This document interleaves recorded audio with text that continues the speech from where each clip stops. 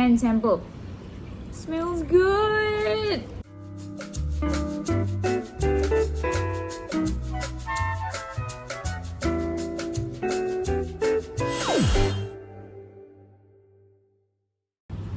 Hello, welcome to my unboxing video.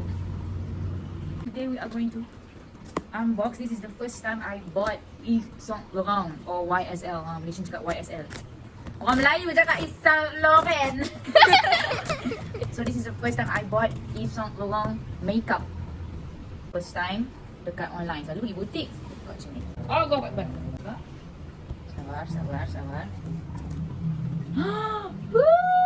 Oh, it's terbalik guys. Like this. Ta-da!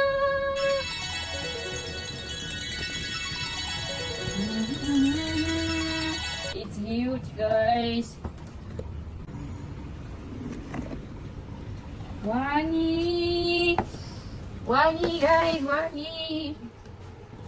So dibagi, thank you for your purchase. We can't wait for you to discover our product. If you love it, let us know. Enjoy a complimentary gift just for you on your second online order with code. Yes, guys. Ada tunjuk korang sebab nanti I tak boleh guna.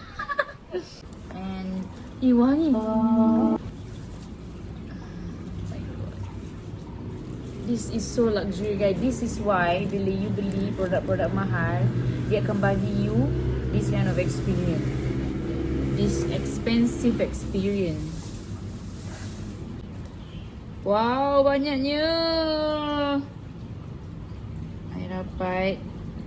What is this? Touche Pure Short Night Boost Top Secret. Wow. Guys, nampak ni I dapat lot of sample perfume Mon Paris and how to pronounce this? My French is not so good. Libre. Is it? Oh, lipstick, guys. Lipstick.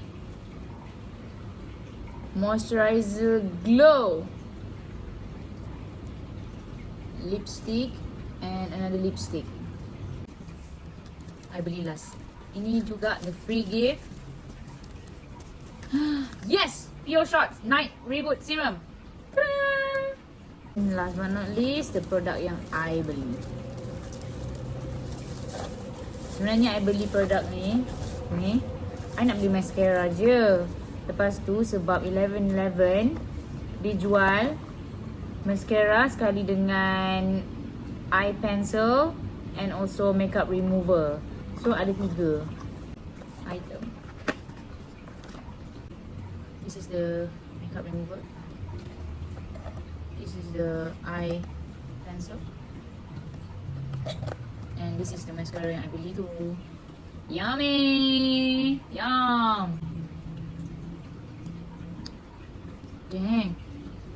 Smells good! Okay. Ready? Okay. Very nice. So you think it's worth it? It's worth it for you to purchase it online during like 11.11 ke 12.12 if they have promotion. So it's worth it. Sebab during 11.11 tu I play game. So bila I menang, I boleh redeem. Bila redeem kan, so tu lah yang I dapat. I think I got this got your shot ni. Bagi pilih the lipstick or this one. This is what I get from YSL.